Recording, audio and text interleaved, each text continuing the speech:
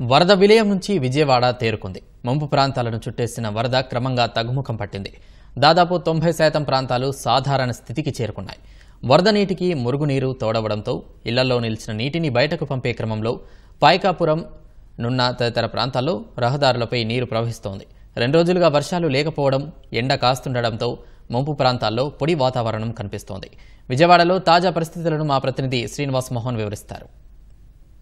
August 31న విజయవాడలో కురిసిన భారీ వర్షం, కృష్ణా వరదలు, బుడమేరు వరద ఉధృతి ప్రభావానికి తీవ్రంగా జలదిగ్బంధంలో ఉన్న విజయవాడ నగరం ఇప్పుడు దాదాపుగా కోలుకుంది. ఇంకా ఒక 6-7 కాలనీలు మినహాయిస్తే మిగిలిన ప్రాంతంలో అంతా సాధారణమైనటువంటి పరిస్థితులు నెలకొన్నాయి. జలదిగ్బంధమైనటువంటి కాలనీల నుంచి నీరును బయటకు తోడేందుకు పారిశుద్ధ్య కార్మికులు అలాగే అగ్నిమాపక సిబ్బంది రేయింబవళ్లు శ్రమిస్తున్నారు. ఇంకా కొన్ని ప్రాంతాలు ఎక్కడైతే భారీగా నీటి ముంపునకు గురయ్యి రహదారులపై కూడా మోకాళ్ళ లోతు నీరు నిల్వ ఉన్న ప్రాంతాల్లో అగ్నిమాపక వాహనాలు అలాగే ఇతర పైపులను ఉపయోగించి మోటార్ల సహాయంతో ఆ నీరును తొలగించడానికి ప్రయత్నిస్తున్నారు. ఇప్పటి వరకు తీవ్రమైనటువంటి జలదిగ్బంధంలో ఉన్నటువంటి వైఎస్ఆర్ కాలనీ జకంపూడిలో ఉన్న మొత్తం నీరంతా బయటకు రావడం జరిగింది.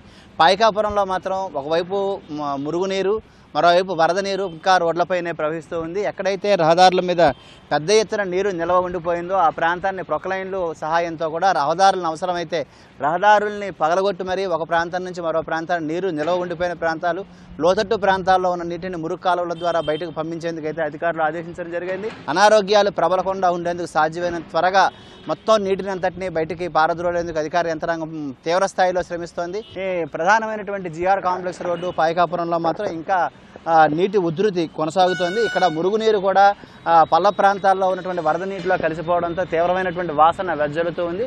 ఇంకా విజయవాడ నగరంలో సుమారు నగరపాలక సంస్థ ఆధ్వర్యంలో 17,000 కొళాయి కనెక్షన్లకు మాత్రం ఇంకా తాగునీటిని అయితే అందించలేని పరిస్థితుంది. ఎందుకంటే ప్రధానమైనటువంటి పైప్ లైన్లు ఏవైతే ఉన్నాయో ఆ పైప్ లైన్లో మురుగునీరు కూడా అలాగే వరద నీరు కూడా చేరిన పరిస్థితుల్లో ఆ పైప్ లైన్ను పూర్తి స్థాయిలో శుభ్రం చేసిన తర్వాత మాత్రమే రక్షితమైనటువంటి మంచినీటిని అందించే విధంగా కూడా నగరపాలక సంస్థకు ఆదేశించడం జరిగింది.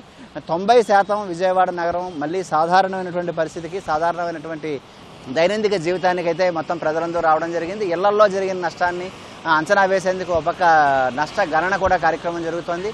మొత్తం విజయవాడ నగరంలో అన్ని ప్రాంతాల్లో కూడా సాధారణ పరిస్థితి. ఇంకా ఎక్కడైతే నీరు పెద్ద ఎత్తున నిల్వ ఉండిపోయి అక్కడి నుంచి నీరు బయటకు రాని పరిస్థితుందో వాటిని కేవలం 24 గంటల వ్యవధిలోనే మొత్తం అన్ని పూర్తి చేసి రేపటికి ఎట్టి పరిస్థితుల్లోనూ ఏ ప్రాంతంలో కూడా నీరు నిల్వ ఉండేటువంటి పరిస్థితి లేకుండా తగిన చర్యలు తీసుకోవాలని చెప్పి ప్రభుత్వం ఆదేశించింది. అందుకు అనుగుణంగా విజయవాడ నగర శివారులో ఉన్నటువంటి అంబాపురం కావచ్చు, ఆ చుట్టుపక్కల ఉన్నటువంటి సుమారు 5-6 ప్రాంతాల్లో రాయనపాడు శివారు ప్రాంతాల్లోని అలాగే ఇటు ముస్తాబాద్ ప్రాంతాల్లో ఉన్నటువంటి నీటిని కూడా సహజమైన త్వరగా బయటకు పంపించే విధంగా కూడా ఒక కార్యాచరణతో అధికార యంత్రాంగం పనిచేస్తుంది. విజయవాడ నుంచి కెమెరామెన్ నాగేంద్రతో శ్రీనివాస్ మోహన్, ఈటీవీ న్యూస్.